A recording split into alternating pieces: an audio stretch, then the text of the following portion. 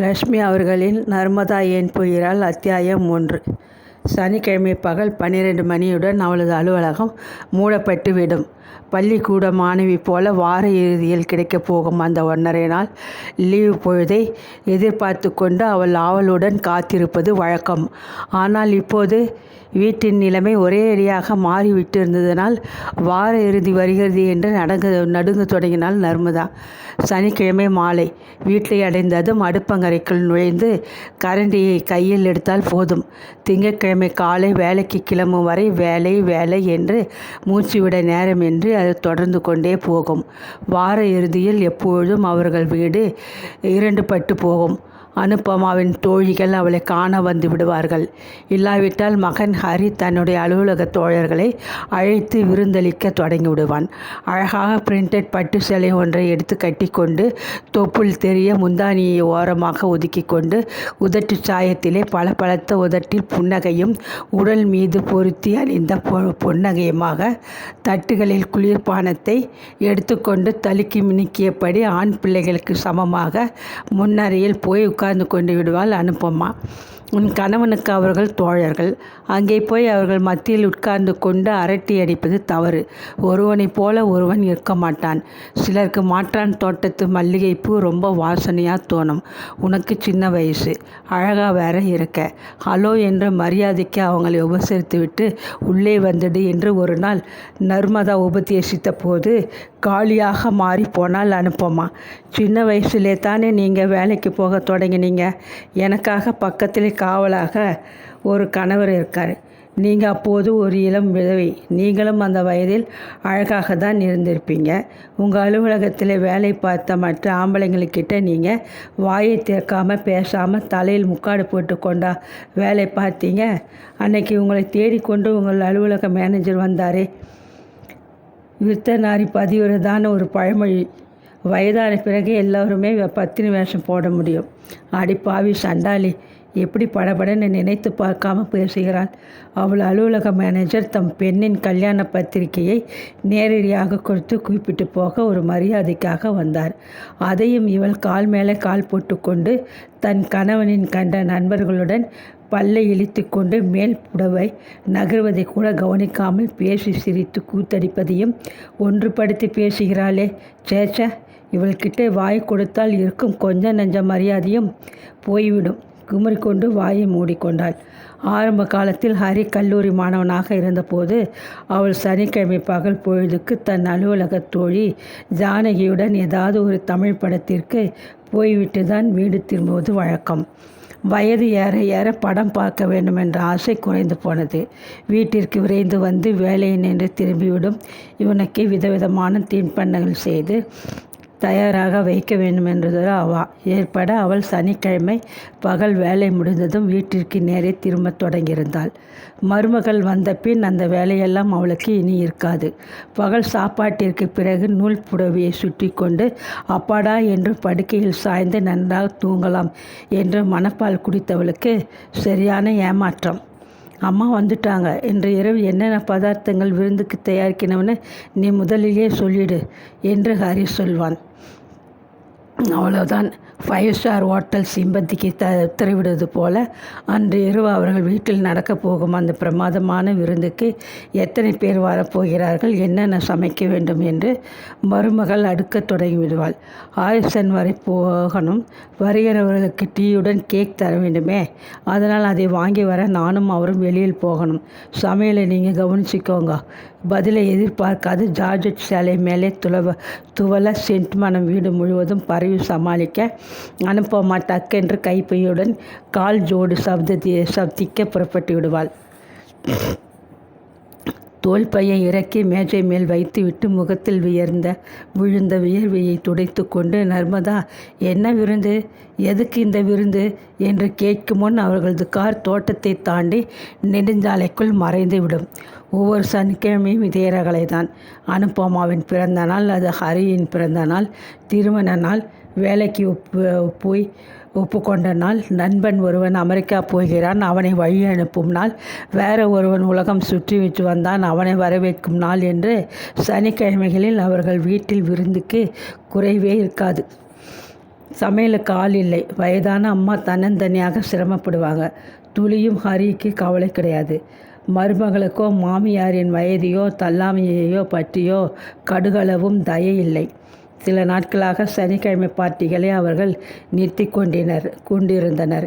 காரணம், அம்மாவுக்கும் பிள்ளைக்கும் ஏற்பட்ட மனஸ்தாபந்தான். ஆண்டுதோறும் மகனது பிறந்தநாள் போது அலுவலகத்திலிருந்து வந்ததும் ஸ்நானம் செய்துவிட்டு ஆடைகளை மாற்றிக்கொண்டு அருகில் இருக்கும் பிள்ளையார் கோவிலுக்கு சென்று அவன் பெயரில் ஒரு அர்ச்சனை செய்துவிட்டு வருவது வழக்கம். அன்று சமையலில் ஒரு பால் பாயாசத்தை வைத்து அவனது பிறந்த நாளை கூடியவரை எளிமையாக கொண்டாடுவாள். அதை மறந்ததே இல்லை. அத்துடன் தன் பரிசாக அவன் வேண்டியதை வாங்கி கொள்ள ஒரு காகித உரையில் 101 ரூபாய்களை போட்டு தருவாள். இந்த முறையும் அவ்வாறு அவள் செய்தபோது மகன் கவரை பிரித்துவிட்டு திடீரென்று உதட்டை சுழித்தான். பின்னால் வந்து எட்டி பார்த்து அனுப்பமா தோள்களை குலுக்கினாள் அசட்டியாக. அம்மா, இந்த பணத்துக்கு பதில் உங்கள் வைரக்கம்மலை பரிசாக தந்திருந்தால் உதவியாக இருந்திருக்குமே என்றான் மகன். அப்பா எனக்கு தந்த பரிசு. அதை நான் உயிர் உள்ளளவும் பாதுகாக்க கடமைப்பட்டிருக்கிறேன். அந்த பேச்சை விடு. மேலும் வைரத்தோட்டை ஆண் பிள்ளை நீ என்ன செய்ய போகிறாய்? மோதிரம் செய்து போட்டுக்கொள்ளக்கூடாதா? அனுப்பமா குறுக்கிட்டாள். 14 கற்களையமா மோதிரம் செய்து போட்டுக்கொள்வான்? மீதியை நான் எனக்கு ஒரு சிறு 4 கல் தோடு கட்டி போட்டுக்கொள்கிறேன். பிள்ளை கேட்டால் கொடுக்க வேண்டியதுதானே? பரிசுகள் கேட்டு பெறுவதில்லை, தானே பிறரால் கொடுக்கப்படுவது பரிசு. பரிசை விட்டு தள்ளுங்கோ. உங்கள் மகனுக்கு ஒரு ஆசை இருக்குது. வெங்கடாச்சலபதியின் உருவில் ஒரு டாலர் செய்து ஒரு மைனர் செயினில் கோர்த்து கழுத்தில் போட்டுக்கொள்ள ரொம்ப நாளாக பிரியப்படுறார். வெங்கடாச்சலபதி படம் ஒன்றை அவனது காரின் டேஷ்போர்டில் ஒட்டி வச்சிருக்கேனே, அது போருமே. பெண்களே நகைகள் போட பயப்படும் இந்த காலத்தில் இவனுக்கு இப்படி ஒரு ஆசையா? உங்கள் தங்கச்சரடு சும்மா தானே லாக்கரியில் தூங்குது, அதை கொடுத்தால்? அனுப்பமா, அது என் கணவர் எனக்கு செய்து போட்டது. தாலியோடு இருந்த தங்கச்சரடு அது. அவர் மறைந்த பின் மாங்கலியத்தை உருவிவிட்டு வெறும் கொடியை மட்டும் போட்டு கொண்டிருந்தேன். அதுவும் அவர் ஞாபகார்த்தமாக வச்சு கொண்டிருக்கிறேன். யாருக்கும் இப்போ தரதாக உத்தேசமில்லை. உங்கள் கணவர் ஞாபகத்தை சதா உங்களுக்கு உணர்விக்க வாட்ட சாட்டமாக ஒரு பிள்ளையை பெற்று வைத்து கொண்டிருக்கீங்களே. அனுப்பமா, வாயை மூடு. கண்டபடி பேசினால் நான் பொல்லாதவளாகி விடுவேன். எனக்கும் பொல்லாத்தனம் உண்டு. அதுதான் பளிச்சுன்னு தெரிகிறதே. யானை தன் தலையில் மண்ணை வாரி போட்டுக்கிறது போல நானே என் தலையில். பேச முடியாத அவள் ஆத்திரத்துடன் நிறுத்தினாள். பார்த்தீங்களா என்ன சொல்கிறாங்க உங்கள் அம்மா? வீறிட்டு அலறி அனுப்பாமா தன் படுக்கரையை நோக்கி ஓட அவளை சமாதானப்படுத்த பின்னால் ஓடிய ஹரி சிறிது பொழுதில் கேள்விப்பட்டு தாயின் அருகே கோபவேஷமாக வந்தான். அம்மா, என் பிறந்த நாள் மதுவம்மா எத்தனை கலாட்டா பண்ணிட்டீங்க தெரியுமா? அனுப்பமாவை அழ வச்சுட்டீங்க. உங்கள் நகைகள் யாருக்கு வேணும்? நினச்சா நானே செய்து போட்டுக்க முடியும். இந்தாங்க உங்கள் 101 ரூபாய். இதை கோவில் உண்டியில் போடுங்க. கோபத்துடன் முகத்தில் இடித்தாற் போல அவள் தந்த பணத்தை கவரில் போட்டு மேஜை மீது விசிறி போட்டுவிட்டு போய்விட்டான். அன்றிலிருந்து அவர்கள் இருவரும் அவளிடம் பேசுவதில்லை. ஆம் என்பதை தவிர மகன் ஏதுமே பேசாது அசட்டை செய்தது அவள் நெஞ்சை ரம்பமாக அரித்தது. சனிக்கிழமைகளில் அவர்கள் மாலை பொழுது மறைய தொடங்கியதும் அழகாக உடுத்தி கொண்டு வெளியே போய்விடுவார்கள். எப்பொழுது திரும்புவார்கள், எங்கே போகிறார்கள் என்று சொல்வதில்லை. அவளும் கேட்க மனமின்றி மௌனமாக இருந்து விடுவாள். என்றாலும் இரவில் தன்னந்தனியே தோட்டத்தில் மரங்கள் சூழ நடுவில் கட்டப்பட்ட அந்த தனி வீட்டில் தொலைபேசி ஒன்றை மட்டும் துணையாக நம்பிக்கொண்டு தன் அறையில் படுக்கை மீது சாய்ந்தபடி தேவாரம், திருவாசகம், அபிராமி அந்தாதி அத்தனையும் படித்து முடித்துவிட்டு விளக்கை அணைத்துவிட்டு தூங்க முடியாது காற்று செய்யும் சிறு சப்தத்திற்கு கூட அஞ்சி பயந்து படப்பெனவென்ற இதய துடிப்புடன் எழுந்து உட்கார்ந்து தனியாய் தவித்து போவாள். நடு இரவு அவளை அறியாவது தூங்கி விடுவாள். வாசல் கேட்டே யாரோ திறக்கும் சப்தம் கேட்டதும் விழிப்பு ஏற்பட்டு மெல்ல ஜன்னல் திரையை விலக்கி பார்ப்பாள். காரை வாசலில் கொண்டு வந்து விட்டுவிட்டு மறுசாவியால் வாசற்கதவை திறந்து தாளிட்டு விட்டு அவர்கள் இருவரும் உள்ளே வருவது தெரியும். ஃப்ரிட்ஜை திறப்பதும் பார்ட்டியை பற்றி இரவில் பேசி சிரிப்பதும் தொடரும். அவள் உயிருடன் இருக்கிறாளா என்று மகனோ மருமகளோ எட்டி கூட அவளது படுக்கை அறையை பார்க்க மாட்டார்கள். தலை மீது போர்வை வழியை விட்டு கொண்டு அவள் தூங்க முயற்சிப்பாள். வயது அதிகமாக தொடங்கியதும் பலவிதம் கவலைகள் மனதில் குவியத் தொடங்கியதும் அவளுக்கு இரவு தூக்கம் சுலபத்தில் வருவதில்லை. தூக்கம் வர கையாளும் சகல தந்திரங்களையும் உபயோகித்து கண் அயரத் தொடங்கியவளை அவர்கள் வரவு விழிப்புற செய்துவிடும். அதன் பிறகு அவள் விடிய விடிய 1 2 என்று எண்ணிக்கொண்டிருப்பாள். தூக்கம் வராது தனக்குள்ளே பல சோஸ்திரங்களை மெல்ல கூறிக்கொள்வாள். அவள் தோற்றுவித்து வணங்கிய தெய்வங்கள் எல்லாம் கூட உறங்க போய்விடுவார்கள். அவளுக்கு தான் உறக்கம் வராது. ஒரு நாளை போல இப்படி அடிக்கடி வெளியே சுற்றிவிட்டு நடு இரவில் வந்து தூக்கத்தை கிடைக்கிறீங்களே, நியாயமா? கேட்க அவள் மனம் கொதிக்கும். ஆனால் அவர்களுக்கு இப்போது பேச்சுவார்த்தை இல்லையே. என்ன செய்வாள்? அந்த சனிக்கிழமை அவள் வேலைக்கு புறப்படும் முன் அனுப்பமா தன் கணவனிடம் உரத்த குரலில் பேசியது அடுப்பறையில் வேலையாக இருந்து அவளுக்கு கேட்டது. வேலைக்கு கிளம்ப அவசரமாக தயிர் சாதத்தை பிசைந்து அலுமினிய டப்பாக்குள் அடைத்து கொண்டிருந்தவர் காதில் விழ வேண்டுமென்றேதான் அவர்கள் இறைந்து பேசினார்கள். என் தோழி ரத்னாவின் திருமண நாள். அதை கொண்டாட சோழாவில் ஒரு விருந்து தரப்போகிறாள். அதனால் நம் வீட்டில் ராத்திரி சமையலை பற்றி நாம் கவலைப்பட வேண்டாம். அனுப்பாமா சாப்பாட்டறை மேஜையில் இருந்தபடி கூவினாள். நல்ல வேலை ஞாபகப்படுத்தின. ஏதாச்சும் அவங்களுக்கு ப்ரெசன்ட் வாங்கிட்டு போகணுமே. சொல்லியபடி ஹரி தன் ப்ரீஃப் கேஸுடன் வெளியே கிளம்பினான். எனக்கும் விஷயம் காதில் பட்டது நல்லதாச்சு என்று நர்மதா எண்ணிக்கொண்டு புறப்பட்டாள். அன்று பகல் வேலை. அலுவலகம் மூடப்படும் அவசரமாக தயிர் சாதத்தை விழுங்கிவிட்டு அவள் புறப்பட்டாள். நேராக வீடு போய் சேர அவளுக்கு விருப்பம் இருக்கவில்லை. அண்ணா சாலை கடைத்தெருவில் கொஞ்ச நேரம் தேவைப்பட்ட சின்ன பொருள்களை வாங்க தனியே சுற்றத் தொடங்கினாள். உமிடியார் ஷாப்பிங் சென்டரில் புகுந்து தனக்கு காப்பி சாப்பிட ஒரு பீங்கான் கோப்பையை வாங்கி கொண்டு முற்பகுதியில் தெரிந்த கார்டன் சில்க் கடைக்குள் புகுந்து புடவைகளை பார்வையிட்டாள். அன்று காலை தேநீர் வேலையின் போது அவள் அருகில் இருந்த வங்கியில் தன் சேமிப்பிலிருந்து 300 ரூபாய்கள் எடுத்து வைத்து கொண்டிருந்தாள். வேலைக்கு போக ஒரு புடவை தேவைப்பட்டது. தனக்கு பிடித்தமான ரோஜா வண்ணத்தில் சின்ன பூக்கள் போட்டதொரு புடவையை வாங்கி கொண்டு கடையை விட்டு வெளியே வந்தாள். ஹலோ ஆண்டி என்ற குரல் அவளை சற்றென்று திரும்பி பார்க்க செய்தது.